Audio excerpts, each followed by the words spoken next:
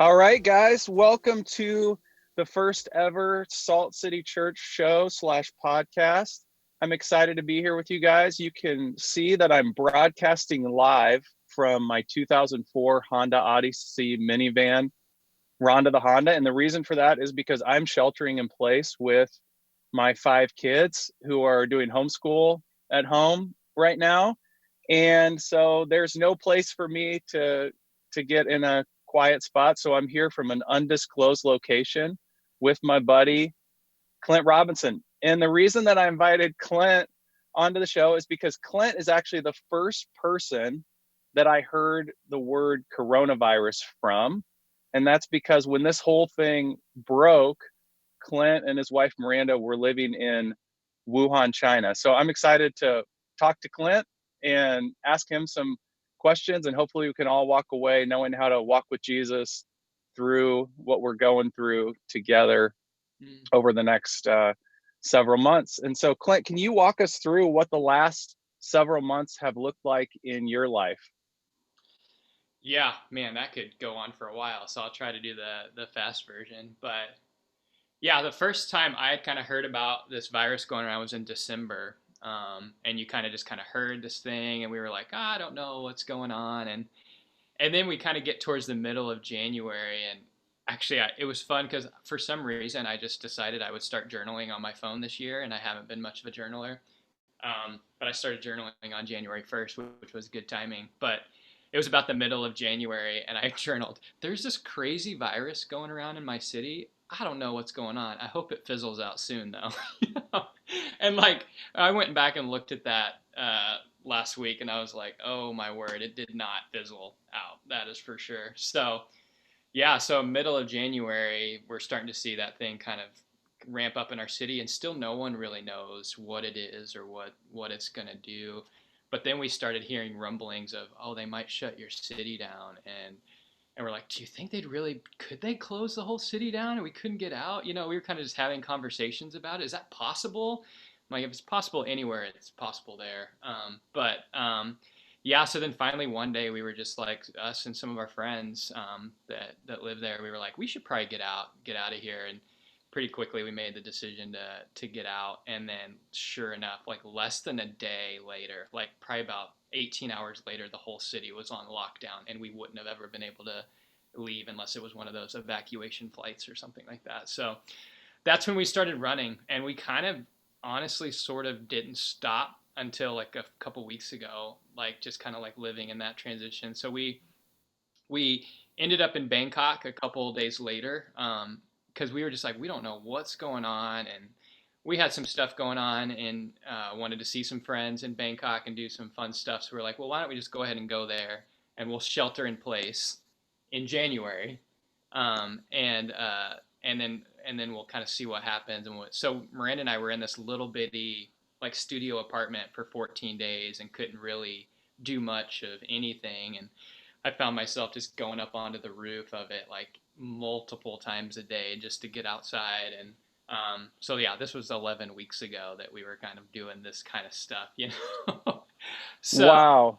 yeah, so pretty nuts. So that, it kind of kept going, and we kind of thought like we were on the outs. And I actually came back to America for a couple weeks, like a few weeks later, and did a few things around here. I got to see some of you guys then, and I was kind of like sharing my like, oh, this is kind of what I learned through that really hard season. And I was like feeling good and feeling like I learned my lessons from God and all that kind of stuff. And then I, kind of get back, and sure enough, it just I felt normal for probably 3 or 4 days where I'm like, this is my, back to normal life in Bangkok. But yeah, then just a few days later, then all of a sudden you see it just turn into this global crisis, and I was just like, oh my word, here we go again. And which ended up in us eventually realizing that we were going to get stuck again without visas to like stay in the country, which became this whole like thing. So that ended up getting us back to the States a couple weeks ago, and we've been sheltering in place again and trying to keep ourselves away from people. So that's kind of the fast version of the journey of the last 11 weeks. So Holy cow, man. So you've been through a ton. I think one of the unique things you have as as my friend right now is actually some perspective Mm, on what's going on. And so one of the ways that I've been describing what I've felt just going through the last several weeks is this sense of grief. I mean, it's losing small things and then hearing about friends of mine losing bigger things, like, my wife had to give me a haircut, or you feel a little bit scared going to the grocery store, or whatever that is. But you've been going through this for 11 weeks, and so you've had a lot longer to process than mhm. most of us, that the continual grief. And what does that look like in your life, to say goodbye to your home, to move to another city where you were planning on living, and then to say goodbye to that place and now be back in the States? Right. Yeah, I think it's been really interesting because the way I've been kind of thinking about it is like, I think I was actually running off a lot of adrenaline the last 11 weeks or so, probably up until about a week ago or so, because we were just like, wow, what's happening? We don't know what this thing is. And okay, we're in Bangkok. Well, at least we're in Bangkok because actually, I mean, long story short, we were planning on moving to Bangkok this fall.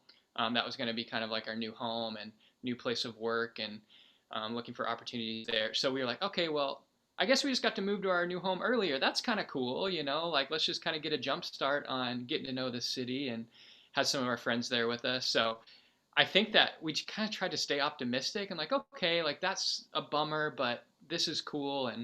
Um, and I don't think I actually really realized all that I'd lost until like a week ago, honestly. Mm, And now I'm hearing of what I mean.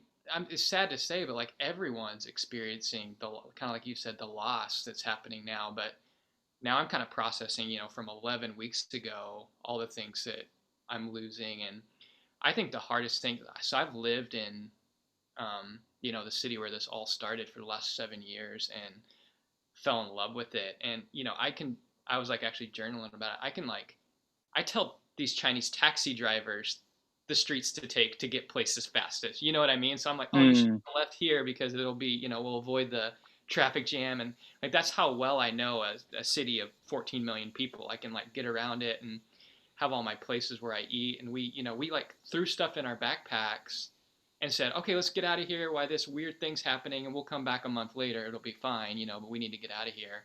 And little did we know, well, we don't know when we'll go back. And, we thought we'll move to Bangkok this fall. We have like half a year to just like say goodbye to the place that we are in love with. And it's like our home. It, it's, it's, I've had a lot of identity issues kind of even come up through that, just like, man, that's just my life is there. So I think it's been really good for me actually just to kind of like write out and journal everything that I lost. And I think I've tried to suppress that because I'm like, oh, everyone's going through a hard time. But being able to kind of have that opportunity to just kind of just like be like, it's okay to just grieve and mourn the things that you're losing. mm, And and then it actually makes it a lot more easier to share your story and think your story is valuable to other people. But then also it helps me even sympathize with.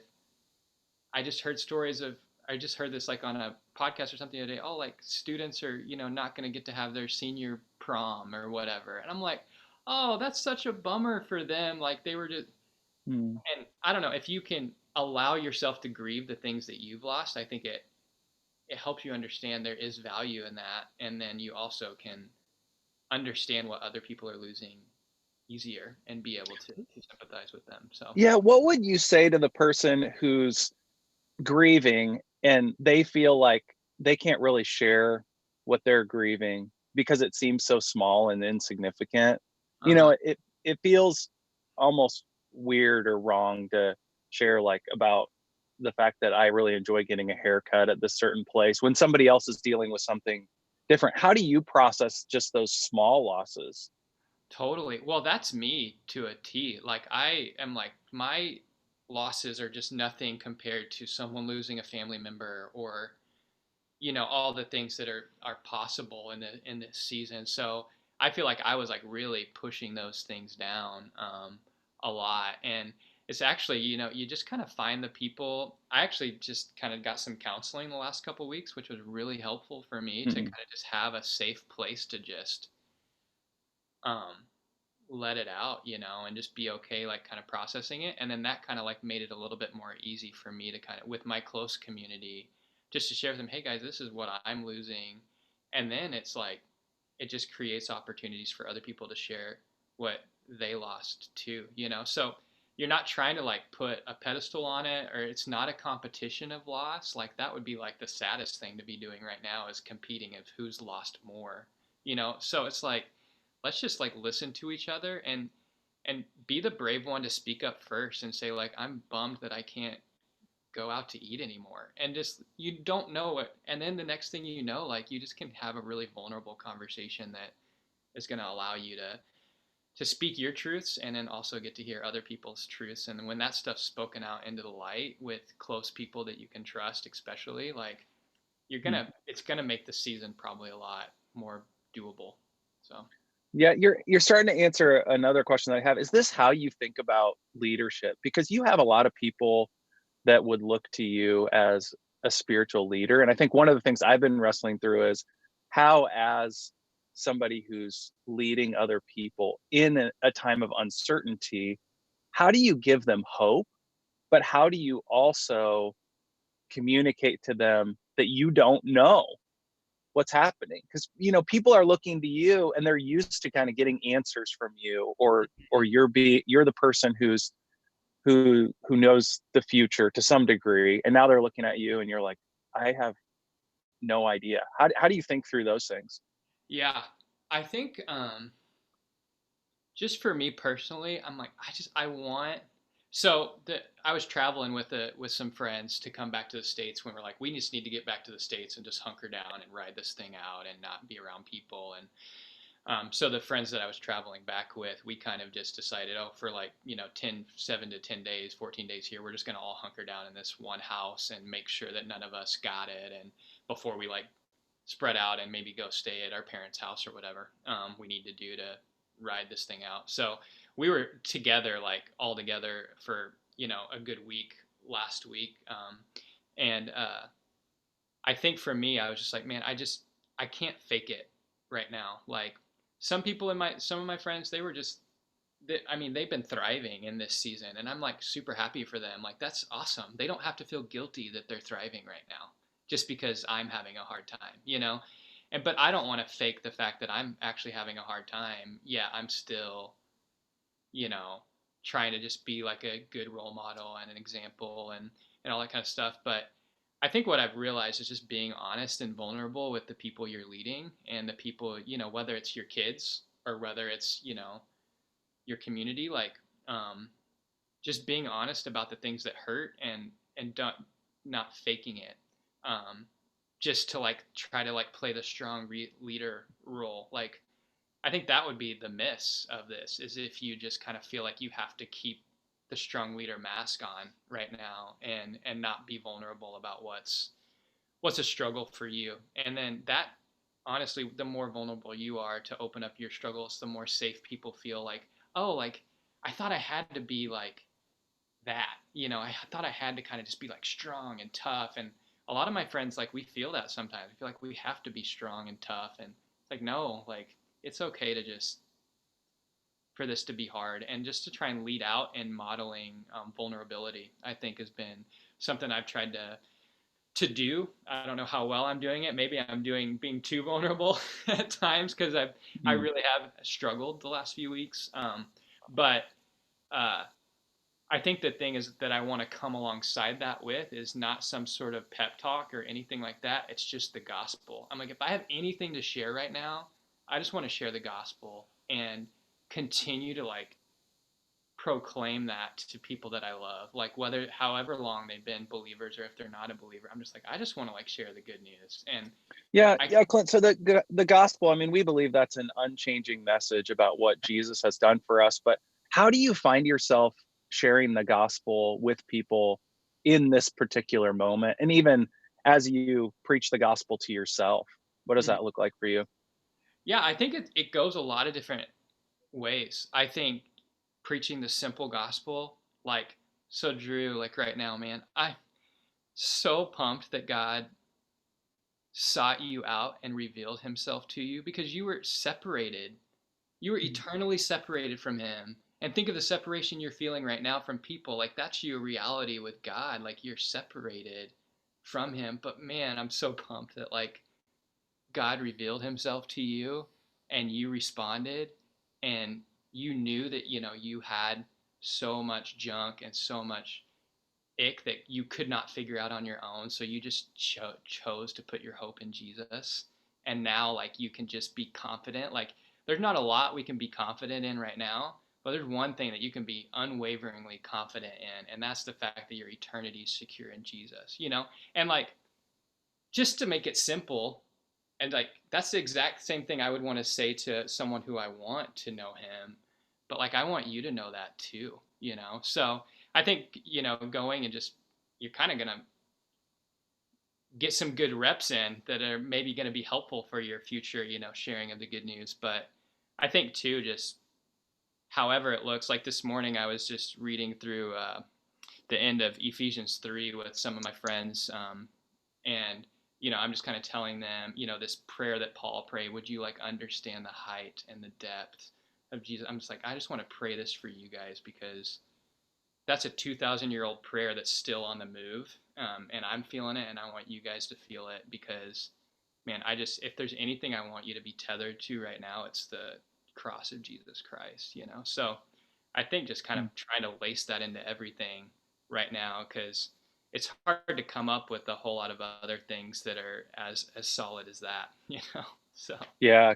Yeah, it just reminds me, Clint, it just sounds like you're doing such a good job rejoicing with those who are rejoicing and mourning with those who mourning. And it sounds like that's coming out of a place of just deep connection with Jesus and mm, honesty. I mean, I remember after my son Jude died, I also had to go to counseling. And as leaders, it can be so freeing for other people to hear we're going to counseling. Like we totally. need counsel, we need help. And I've thought before, the Holy Spirit is our counselor. And so what we admit as Christians is we need counsel all the time. We need Right. each other's help. We need other people to walk us through the truth. It's not as simple as just me and Jesus with my Bible. Sometimes when we're going through something like this, we need an extra boost. Somebody just speaking the truth of God's word into us.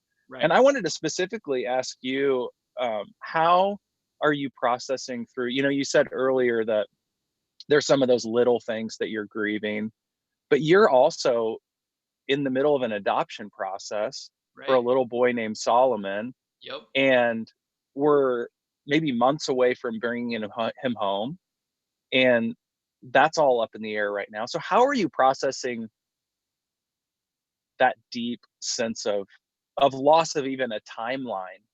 Yeah. I think it's been interesting because we got matched with our son on January 15th, and then we started kind of our run or whatever you want to call it on January 22nd. So a week after we got matched with our son, I mean, we had no idea what this thing was at that point. We just thought it was, a few weeks. We're just gonna like try and get out of town so we don't get this thing that we don't know what it is. But yeah, so a week, and then I'm just kind of going, God, why? So why did you have, in your plan, like why did you have me get matched with this kid? And we think we're gonna like get to pick him up in April or May, and then for a week later, just like the world's kind of just slowly but surely just kind of turning on its head, and everything's uncertain. And Miranda and I have desired to have kids for a long time and have not. That's been a story that I know a lot of people have, is just like wanting kids and not being able to, and wanting to adopt and it taking a really long time, and yeah, so I think it's been interesting to kind of like process that with God and just be honest, like what's your plan in this? But like I think it just gives me a lot of hope because I'm like, God does have a plan. And even if I could go pick him up right now, I'm like, sometimes I'm like, is this the right time to bring a kid who's going to go through a traumatic experience of being adopted? Because that is a traumatic process to like get taken out of the place that you're so comfortable. I mean, it's kind of like I got taken out of Wuhan, and look how long, how hard that's been on me. He's gonna get taken out of his world, and that's gonna be a traumatic thing. So it's just like, man, I want, when it's time for us to pick him up, I want to bring him to a safe place. So if he's safe right now, I'm happy, and I'm gonna be happy when it's time for me to bring him home to a safe place. So that's me being optimistic and positive about it. But then I was so excited, and I've just wanted to be a dad for a long time, and just so excited to meet him. So it's just a bummer, but I'm just like, okay, God, like I know that there's gonna be a day when I know because of all of the things that have happened in my life.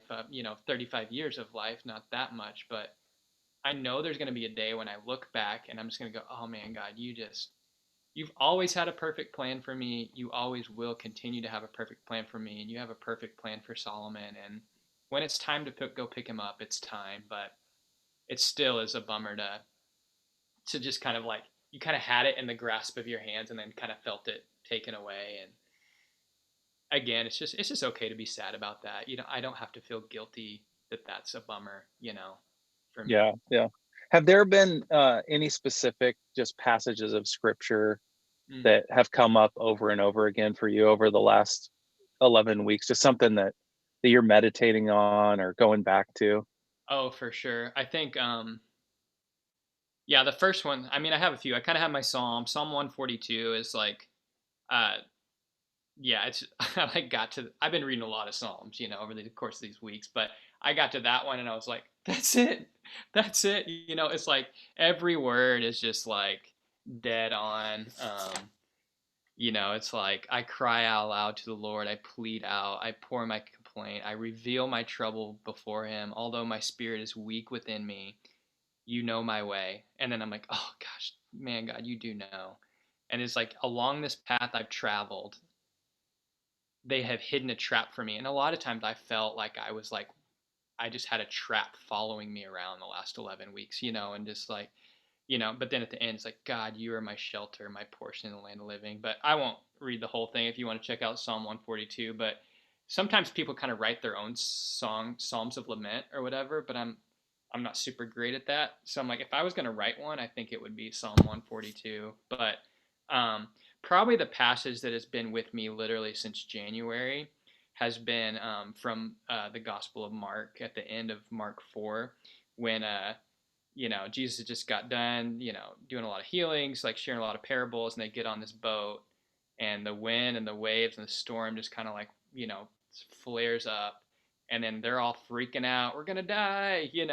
And then Jesus just wakes up and he's just like, and they say, "Teacher, don't you care that we're gonna die?" And I literally like said that to God, like, Hmm. do you not like? I feel like I'm getting ready to die. Like, do you care? And then you know, he's like, just Jesus said, why are you so afraid? And why do you have little faith? And that was in January where I read that and I was like, oh my goodness, God, like I just feel like my faith is just so weak because I am so afraid. And then social media, whatever, it pops up on my Facebook 1 year ago, and this is like literally after I'd finished my quiet time and read, and 1 year ago, and it's like my picture with my wife on the Sea of Galilee. No I way. know. That's I'm awesome. just like sitting there with Miranda in the peaceful like Sea of Galilee, a little, because we had gotten to go to Israel a year ago, and I'm just like, God, that's like, I feel like you're telling me to remember this moment. And again, I came back to America a few weeks ago, and I was sharing this passage, like, man, like I was so afraid, but man, God has like has just been so gracious to me, and has been so tender towards me, even in my fear and anxiety and lack of trust and lack of peace, that he's just helped me through that. And I feel like now I have like this deeper understanding of trust and peace. And that's what I was sharing like 4 weeks ago when I was like hanging out with friends. And then it kind of went round two on me, the last few weeks, where I'm like, oh no, it's like that thing I thought I learned, and I'm still just like kind of going back into this lack of peace and trust. And I've gone back to this just small little text, probably 50 times over the last 11 weeks, just to remember, man, God just has everything is under his dominion and his control. Like if there's a storm, if there's a tornado heading towards our house, he literally can say, "Go away." The coronavirus, he can literally say, "You're done." He has the power to do that. And um, I'm taking hope, and I just know that God's moving in a lot of different ways that I don't totally see yet during this season. But I can just have confidence, in His control over things, and life doesn't feel like it has control right now. So I think that's been probably the one passage of scripture I've gone back to the most. So I almost like got chills as you were sharing that, because I've been asking people this question in our, local church family. And one girl in our small group Bible study said, with that specific passage about the wind and the waves, that it was like the Lord impressed that on her 3 different times. Like, just that was the moment that we're living in. And hmm then most people are just finding this new love for the Psalms. And personally, kind of the pattern of my life has been to start with the Psalm of the day. So today's the second. So I oh, start in Psalm 2, and then I just go 2, 12, 22, 32, 42, 52. And I'm finding that, each of those Psalms will have something different to speak to me. But I landed myself in Psalm 42 this morning. okay. As the deer pants for the water, so my soul longs for you. And you read the Psalms when you're not going through struggles like this, and you're like, and these people are so dramatic. But then hmm you go through something like this and you realize, man, like there is some deep stuff in my Total. soul that God brings out in suffering. Oh, That's 100%. Yeah. Yeah. Just to think about the things like I was sharing this yesterday with some friends, but I'm just like, man, like even so Psalms have this incredibly new depth to them because you're just feeling this weight on the world, from this whole thing. So like every word has like just this further depth to it. And like even in songs and worship music, like there's this new depth to music. Like one of my favorite songs, Lord, I Need You, it gets like um and when I in the bridge it goes, when I cannot stand, I'll fall on you. And like I don't know if I've ever quite felt that. Like I've worshiped to it and I'm like, yes, like God, I'll just lean on you every I don't know if I've felt that level of like I cannot stand more than I felt it at different moments, in this season. Like God, like I can fall on you. And now every time I sing that, I just feel like it's gonna mean so much more. And I hope the words of Scripture and the Psalms and the whole Bible, just like kind of just you get to go down a notch a little bit with the meaning of every line and every word, which is a pretty fun thing I think to think about. okay, Clint. That was like the fastest 30 minutes of my life. Dude, That's seriously, that's been that's been 30 that thirty was minutes. quick. So one of the things that I tell people on our team that I love is the whiplash effect. So I'm gonna end by asking you just 3 ridiculous questions, Do it. and then we'll just call it a day. And I'll probably have to have you back on the show at some other point, because there's so many. I had all these questions written down to ask you, and I asked you like 4 questions, and it fills the whole time. So okay, It's fun though. so okay, we're stuck in this quarantine. What's one sporting event or concert or group event that if you could do anything, you would be doing that right now? So I that's a great question. I think my answer would probably change every day, but this day, I think I would say I would want to go see this band called Lucero with my friend Travis Pierce. And it's just a dirty, dirty bar rock band.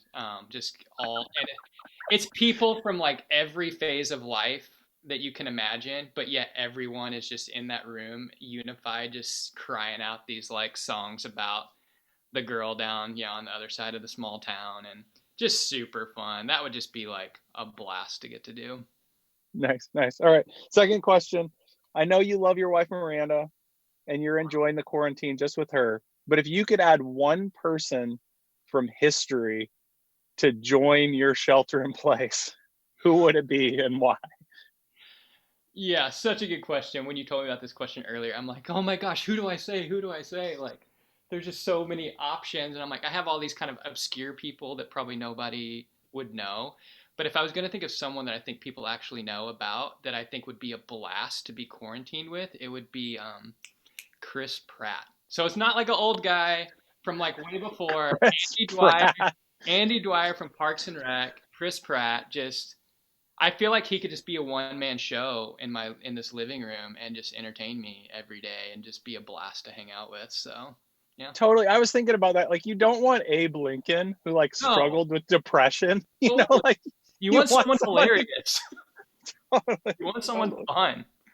Okay, and last question. If you could only one food the rest of the time. So we all are like, okay, I could be sheltering in place for, several weeks or several months. You can only one food, breakfast, lunch, and dinner. It's one plate of food, one meal. What would it be?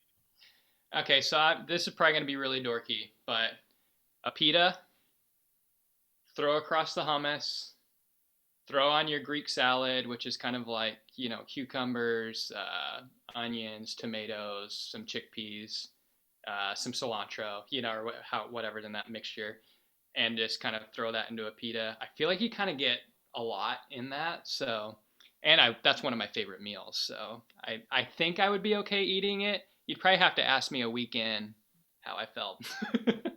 Yep. So that's a great conclusion to the show. So basically, my conclusion is read the Psalms, eat healthy food, and enjoy your quarantine. All right, guys. Thanks for joining me and Clint for this first ever episode of the Salt City Church podcast. Hope to see you guys next week. Clint, love you, man. Thanks Back so out. much, man. All right. Sweet. Let's stay in touch. All right. Later, buddy.